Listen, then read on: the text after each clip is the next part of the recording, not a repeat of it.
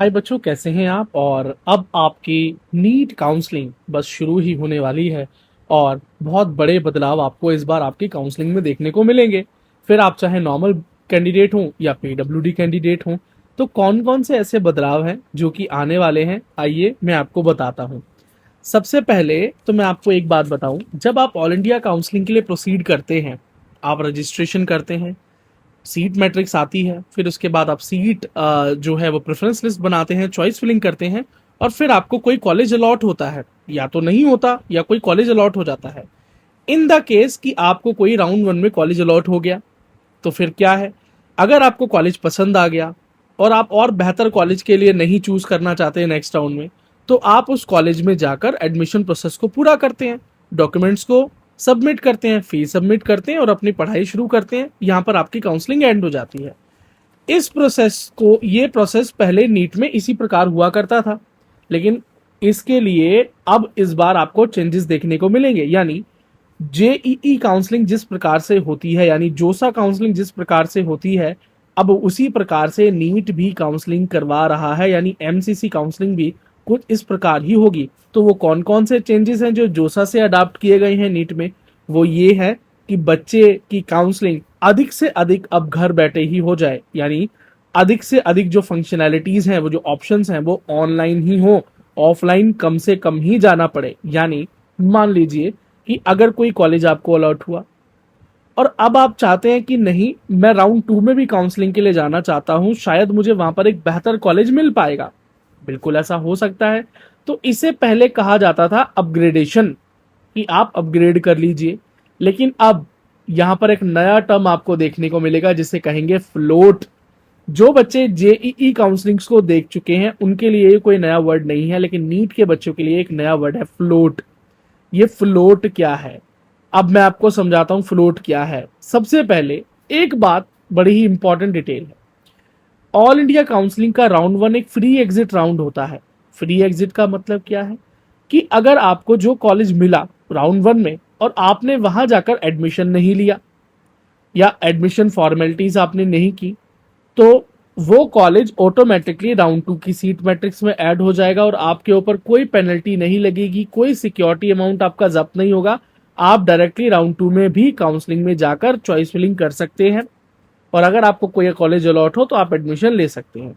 ये हुआ round one, जो कि एक फ्री एग्जिट राउंड है, इसलिए फ्री एग्जिट कहते हैं इसे, क्योंकि इसमें कोई पेनल्टी नहीं लगती, पेनल्टी फ्री राउंड है, मिले हुए कॉलेज को छोड़ सकते हो आप।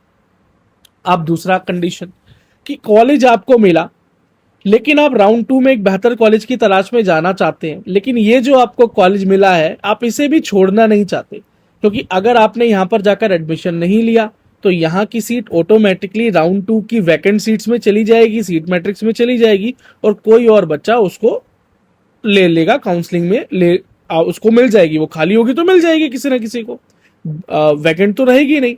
तो आप ये चाहते हैं कि यार ये जो सीट है ना, ये भी मेरे हाथ से ना जाए और मैं एक बेहतर कॉलेज की तलाश में राउंड टू में जाऊं। अगर मुझे कोई बेहतर कॉलेज मिले तो मैं वहां पर जाकर एडमिशन ले लूं, लेकिन अगर मुझे कोई बेहतर कॉलेज ना मिले तो मुझे यही सीट मिलकर रहे और मुझे इस सीट का नुकसान ना हो। आप समझ गए। तो इसको पहले बोलते थे हम कि सीट को एक्सेप्ट कर लेना, और ये सारा प्रोसेस ऑफलाइन होता था।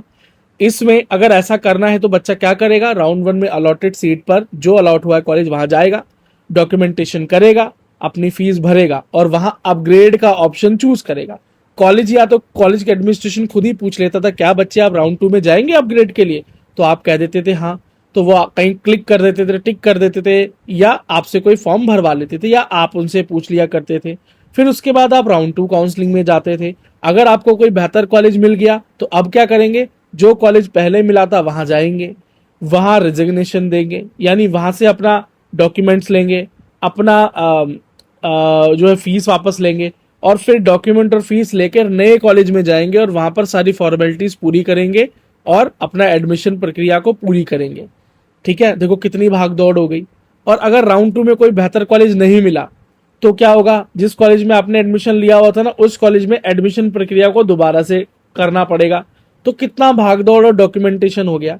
लेकिन अभी आ गया है न्यू चेंज, अब आपको ये सब करने की जरूरत नहीं पड़ेगी। अगर कोई कॉलेज यहाँ समझ में आ गया तो आप आपको पूछा जाएगा, जब कॉलेज अलॉटमेंट हो जाएगा, जब कॉलेज आपको मिल जाएगा, तो उसके बाद आपके पास ऑप्शन आएगा, उसे बोलते हैं विलिंगनेस सबमिट करो।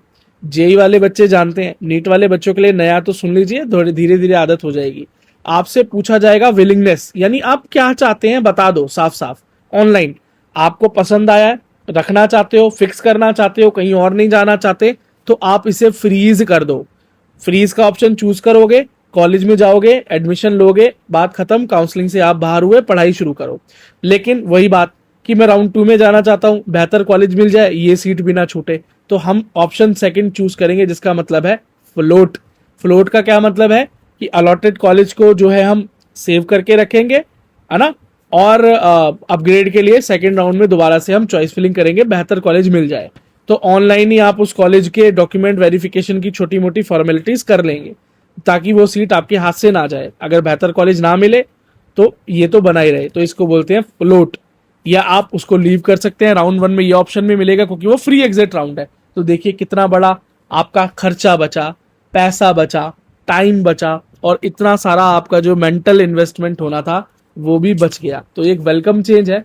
जेईई काउंसलिंग में तो हमेशा से ऐसा ही था, लेकिन नीट में ये फर्स्ट टाइम इंट्रोड्यूस हो रहा है, तो इससे बच्चों का बहुत फायदा होने वाला है। बच्चों का बहुत सारा पैसा बचेगा, समय बचेगा, और वो बेहतर प्लान कर पाएंगे अपने आगे के राउंड्स और काउंसलिंग को लेकर। उसके बाद बात करें अपग्रेडेशन। अब ये ऑप्शन आप कब तक इस्तेमाल कर सकते हैं कि चलो राउंड 1 में कोई कॉलेज मिला, अब बेहतर कॉलेज के लिए राउंड 2 में चले जाता हूं, और राउंड 2 में कोई कॉलेज मिला, चलो यार थर्ड में चला जाता हूं, क्या पता कोई और बेहतर कॉलेज मिल जाए। तो ये काम आप सिर्फ 3 राउंड तक ही कर सकते हैं। 3 राउंड के बाद 4th राउंड में ये ऑप्शन आपको देखने को नहीं मिलेगा। 4th राउंड में जो कॉलेज आपको अलॉट होगा, आपको वहां जाकर एडमिशन लेना होगा, आप उसे छोड़ नहीं सकते। अगर आपने उस अलॉटेड कॉलेज को छोड़ दिया तो राउंड 4 कोई फ्री एग्जिट राउंड नहीं है, आपका सिक्योरिटी अमाउंट जो आप डालेंगे वो जब्त हो जाएगा, यानी वो आपको रिफंड नहीं मिलेगा। इस बात को याद रखिएगा। तो ये कुछ वेलकम चेंजेस हैं। और एक और बात, कई बार बच्चों को ना मिली हुई एमबीबीएस सीट छोड़नी पड़ जाती थी, जहां पर उन्होंने एडमिशन लिया। मान लो आपको कोई राउंड 1 में कॉलेज अलॉट हुआ, मान लो फॉर एग्जांपल राउंड 2 में हुआ, तो राउंड 2 में आपको कोई कॉलेज अलॉट हुआ, आपने वहां जाकर एडमिशन ले लिया, फिर आपने अपने स्टेट में भी काउंसलिंग करा ली, ठीक है, और आपको स्टेट में और बेहतर मेडिकल कॉलेज मिल गया, तो यहां पर आपके डॉक्यूमेंट हैं, आपकी फीस यहां पर जमा है, तो आपको एक टाइम फ्रेम दिया जाता है ऑल इंडिया काउंसलिंग की तरफ से, एमसीसी की तरफ से, कि आपके पास ये टाइम फ्रेम है, इस टाइम फ्रेम के बीच में आप अपना सीट रिजाइन कर दो, कोई पेनल्टी नहीं लगेगी, आपका डॉक्यूमेंट वापस मिल जाएगा, आपकी फीस वापस मिल जाएगी, और फिर आप फ्री है, आप जो करना चाहे कर सकते हैं, लेकिन विद इन टाइम फ्रेम। लेकिन उसके लिए भी बच्चे को रिजिग्नेशन देने के लिए भी दोबारा से कॉलेज जाना पड़ता था, कॉलेज जाकर ये फॉर्मेलिटीज पूरी होती थी। लेकिन अब ये फॉर्मेलिटीज कॉलेज जाने से नहीं होगा, अब बच्चा रेजिग्नेशन घर बैठे ही कर सकता है, यानी रेजिग्नेशन के ऑप्शन को भी इस बार वो ऑनलाइन करने वाले हैं। तो ये है, देखो कितने सारे वेलकम चेंज है, कितना सारा बढ़िया चेंज है, इससे कितना समय बचेगा, पैसा बचेगा, और बहुत बच्चों का मेंटल पीस रहेगा, और सारी चीजें ऑनलाइन होंगी तो वो ज्यादा बेहतर भी होगा, है ना, डॉक्यूमेंटेशन के लिए इतना भाग दौड़ नहीं करना पड़ेगा। फिर बात करते हैं पीडब्ल्यूडी बच्चों के लिए भी क्या चेंजेस आए हैं। पीडब्ल्यूडी बच्चों के लिए ये चेंजेस आए हैं कि अब आपका जो वेरिफिकेशन है वो एनएमसी की न्यू गाइडलाइन के हिसाब से होगा।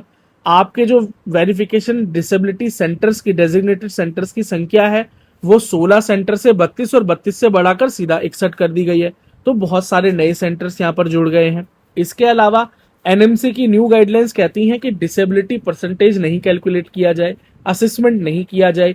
अगर आपके यूडीआईडी कार्ड पर 40% या उससे अधिक डिसेबिलिटी परसेंटेज लिखी है तो उसी को बेंचमार्क माना जाए। सिर्फ ये चेक किया जाए कि बच्चा फंक्शंस को कर सकता है या नहीं कर सकता, यही होगा आपके सिलेक्शन का क्राइटेरिया। और मैक्सिमम परसेंटेज 60, 80 भी हो जाए तो भी आपको रिजेक्ट नहीं कर सकते। वो आपकी फंक्शनल जो है वो कैपेसिटी चेक करेंगे, और अगर आप फंक्शंस कर पाएंगे, जो भी जो नए जो ये यहाँ पर अपेंडिक्स है ABCDEF, तो अगर आप कर पाएंगे मैक्सिमम फंक्शंस को तो आपको एलिजिबिलिटी मिल जाएगी।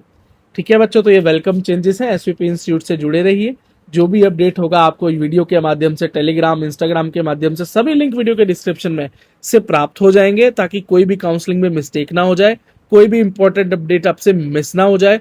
फिर आपकी कैटेगरी सब कैटेगरी कुछ भी क्यों ना हो, फिर वो ऑल इंडिया काउंसलिंग हो या स्टेट वाइज काउंसलिंग हो। तो do subscribe SVP institute YouTube channel and you can also join us as a member by clicking on the join button. ठीक है, मेंबर बन सकते हैं। मेंबर होने के बहुत से फायदे हैं बच्चों। All the best and thank you so much for watching the video till the end. All the best for your NEET counselling and physical verification for PWD candidates.